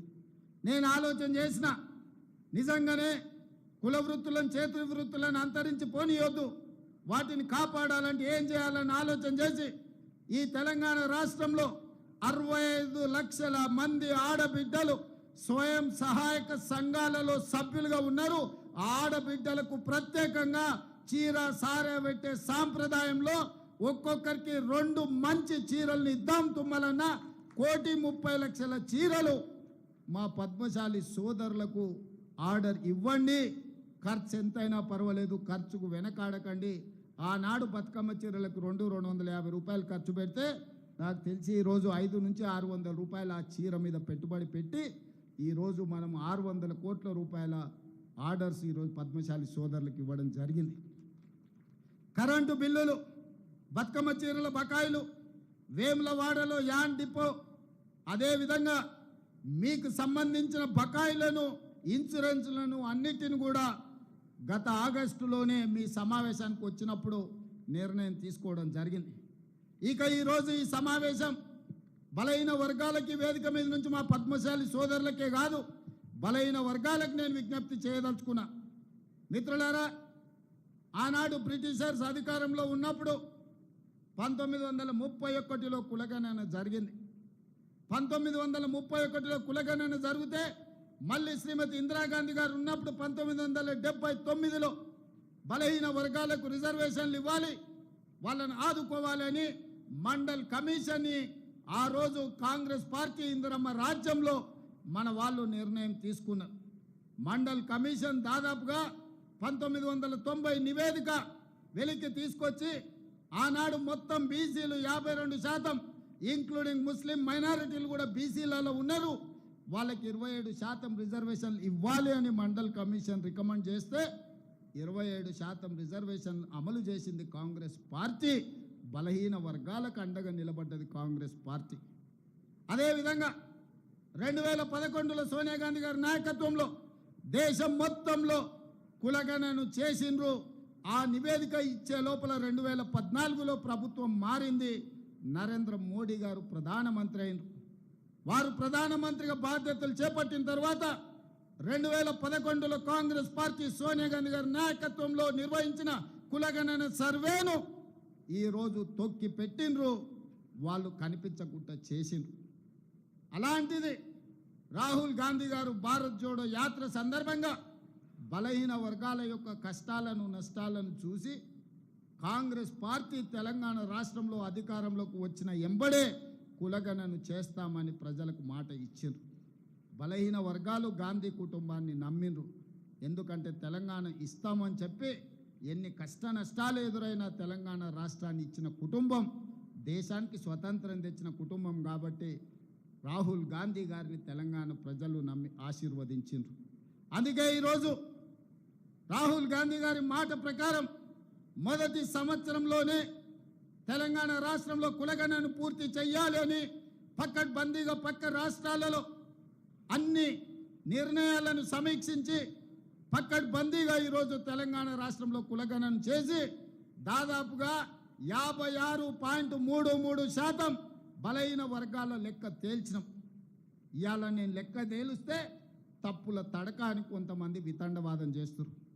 వాళ్ళు నేను 60 రోజులు కష్టపడి 103,000 మంది ప్రభుత్వ ఉద్యోగులను 37,000 మంది కంప్యూటర్ డేటా ఎంట్రీ ఆపరేటర్లను పెట్టి దాదాపుగా 1,50,000 సిబ్బంది ఐఏఎస్లను అదేవిధంగా కలెక్టర్లను జాయింట్ కలెక్టర్లను మండల స్థాయి గ్రామ స్థాయి వరకు 94,500 ఎన్యుమరేటర్లను లెక్కబెట్టి ప్రతి వాడిని ఇంటింటికి పంపించి ప్రతి వాడు 150 ఇండ్లు ప్రతిరోజు 10 ఇండ్లలోనే లెక్క తేల్చండి, ఎక్కువ రాసుకొస్తే తప్పులు రాసుకొస్తారని చెప్పి ప్రతి ఇంటికి పంచి పక్కడ్బందీగా లెక్కలు చేసి ఆ ఇంటి యజమాని సంతకం తీసుకొని ఈరోజు లెక్కలు తీసినాం. పక్కా లెక్క ఎప్పుడైతే తీసినామో ఇది ఇష్టం లేని వాళ్ళు ఈ లెక్క తప్పుల తడకంటారు. నేను ఈ వేదిక మీద నుంచి సూటిగా అడుగుతున్న బీజేపీ బీఆర్ఎస్ వాళ్ళను, లెక్క తప్పన్నుడు కాదు, ఎక్కడ తప్పు ఉందో మీరు చూపించండి అని నేను సవాలు విసిరిన శాసనసభలో. తోక ముడిసిండ్రు, ఉరికిపోతారాడ నిలబడతారు, ఈ లెక్క తప్పంటారు. చూపిత్రా నేను దగ్గరకు పోతే ఇంకా కొంచెం ఆ సూటి ఉరుకుతారు తప్ప ఆ లెక్క ఎక్కడ తప్పు ఉందో చెప్పడం లేదు.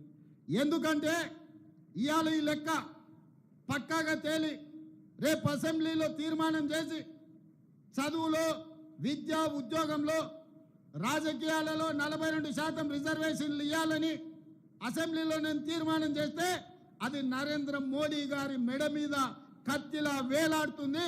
ఈ బలైన వర్గాలకు 42% రిజర్వేషన్ వస్తే వీళ్ళు అధికారంలో వాటా అడుగుతారని చెప్పి ఇవాళ బీఆర్ఎస్ వాళ్ళు బీజేపీ వాళ్ళు ఈ లెక్క తప్పని ఒక తొండి మానదట చేస్తున్నారు.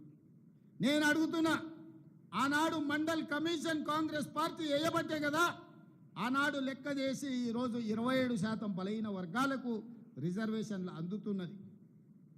విద్యా ఉద్యోగాలలో మిత్రుడు అనిల్ చెప్పినట్టు ఆ రిజర్వేషన్లే కదా ఇవాళ నరహరినైనా శ్రీధర్నైనా చాలామంది మా పద్మశాలి సోదరులు ఐఏఎస్లు అయ్యిండ్రు అని అంటే ఉన్నతాధికారులు అయ్యిండ్రంటే ఆ రిజర్వేషనే కదా. ఆనాడు ఆ లెక్క తప్పని ఇట్లనే ఎవడైనా తొండి వాదన్నో మొండి వాదన్నో చేసి ఉంటే ఆ లెక్కలను పరిగణలోకి తీసుకోకపోతే బలహీన వర్గాలకు 27% రిజర్వేషన్ వస్తుండేనా? ఈనాడు నేను చేసిన లెక్కను తప్పు పడితే ఈ లెక్కను పక్కన పెడితే మీకు ఏ రకంగా 42% రిజర్వేషన్ వస్తుందో మా సోదరులను ఆలోచన చేయండి అని నేను అంటున్నా. దీని వెనకాల ఉన్న కుట్రను మీరు గమనించండి. ఇవాళ నేను చేసిన లెక్క సరిగ్గా అని తేలి 42% రిజర్వేషన్లు పెంచి విద్య ఉద్యోగ ఉపాధి రాజకీయాలలో మీ చైతన్యం పెరిగి మీ అవకాశాలు వస్తే రేపు మన పరిపాలన మన నిర్ణయాలు మనమే తీసుకుంటే బలహీన వర్గాలకు హక్కు వస్తుంది. వాళ్ళ హక్కులను కాలరాయాలి, వాళ్ళ గొంతును నులిమేయాలని ఈరోజు కుట్ర జరుగుతుంది. సోదరులారా, మీరు ఆలోచన చేయండి. ఈరోజు ఈ లెక్క తప్పు చేస్తే నాకేమైనా లాభం వస్తుందా? చంద్రశేఖరరావు గారి సమగ్ర కుటుంబ సర్వేలో తేల్చిన లెక్క 51%. కానీ మీ సోదరుడు రేవంత్ అన్న చేసిన సామాజిక ఆర్థిక రాజకీయ విద్యా ఉద్యోగ కులగణన సర్వేలో 56.33% లెక్క తేల్చి దాదాపుగా 6% పెంచి నేను లెక్క చూపించిన. చంద్రశేఖరరావు గారు ఉన్నత కులాలది 21% అని లెక్క తేలిస్తే నేను పెట్టిన లెక్కలలో 15.28% అని లెక్క తేలింది. ఈ రకంగా పక్కా లెక్క నేను తేలిస్తే ఈరోజు ఆ లెక్కను తప్పంటుండ్రు. ఒకవేళ ఈ లెక్కన పక్కన పెడితే మీకు 42% రిజర్వేషన్ ఎట్లొస్తుందో మీరు చెప్పండి అని నేను మిమ్మల్ని అడుగుతున్నా. మిమ్మల్ని సూచన చేయమని అడుగుతున్నా. వేదిక మీద ఉన్న పెద్దల్ని ఆలోచన చేయమని అడుగుతున్నా. చదువుకున్న వాళ్ళని విశ్లేషించమని నేను అడుగుతున్నా. ఇవాళ ఈ లెక్క తప్పని పక్కన పెడితే మీకు శాశ్వతంగా రిజర్వేషన్లు పెరగవు. ఇది ఒక కుట్ర.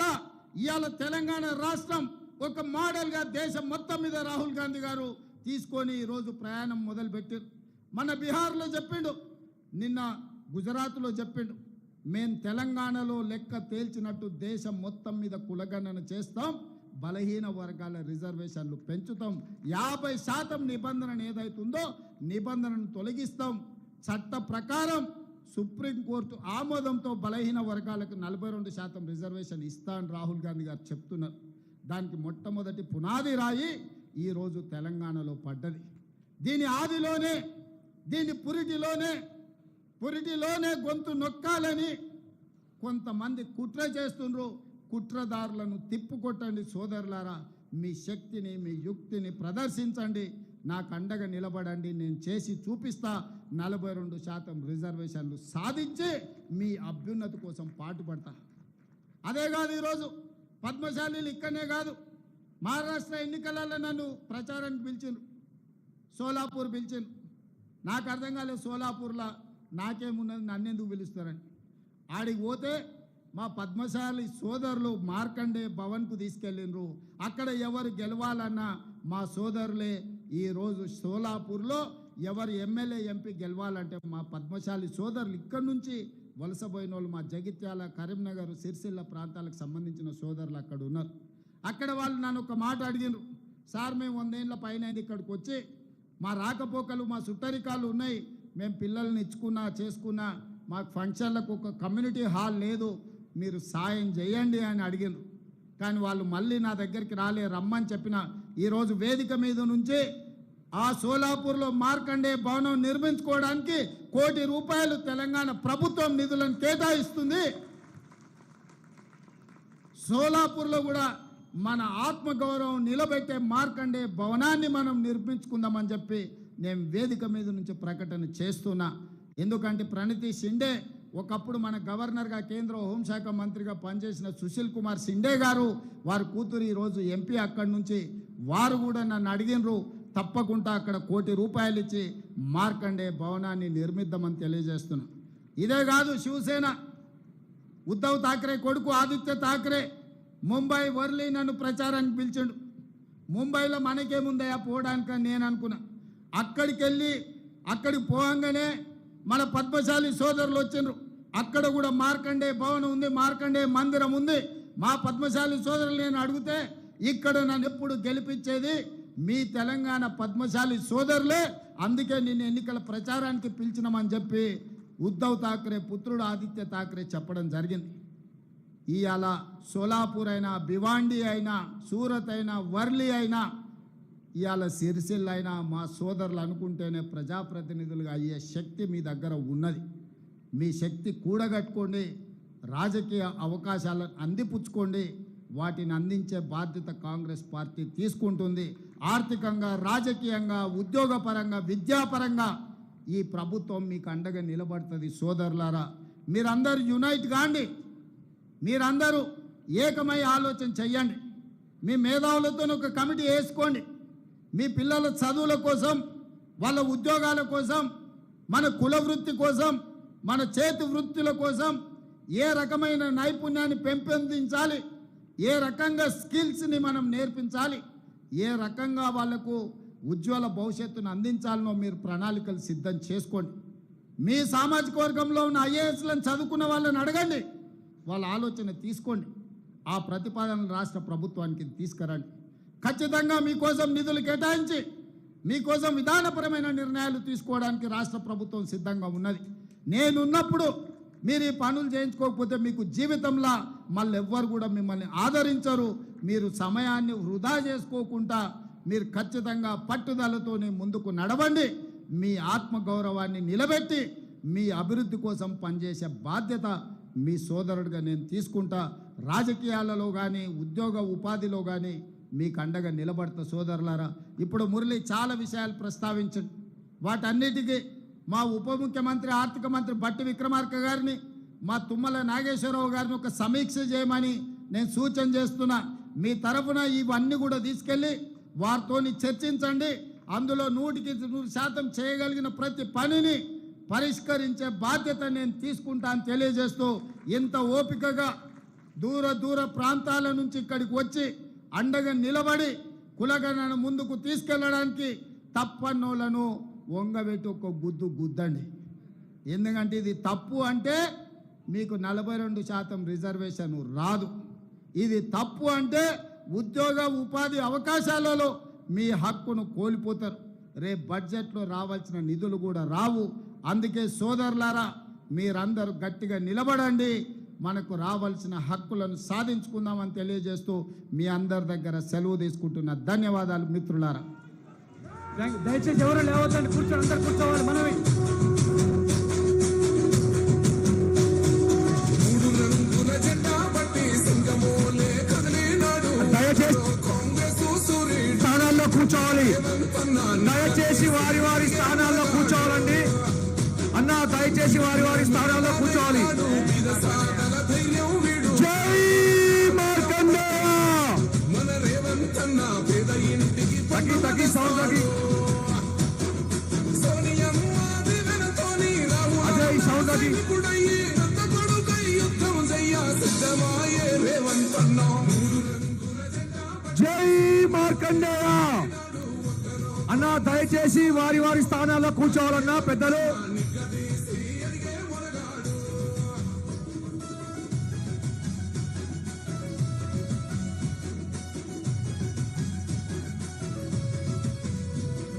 దాడులెన్ని జరిగిన గాని దడవలేదు రేవంతన్న గంతకంత ఎత్తుకు ఎదిగాడు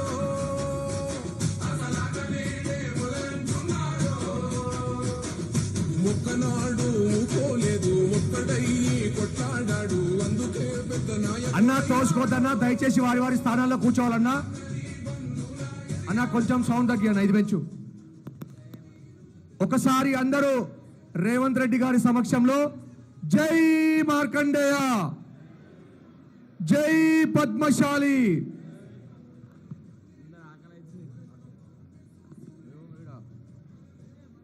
బాబు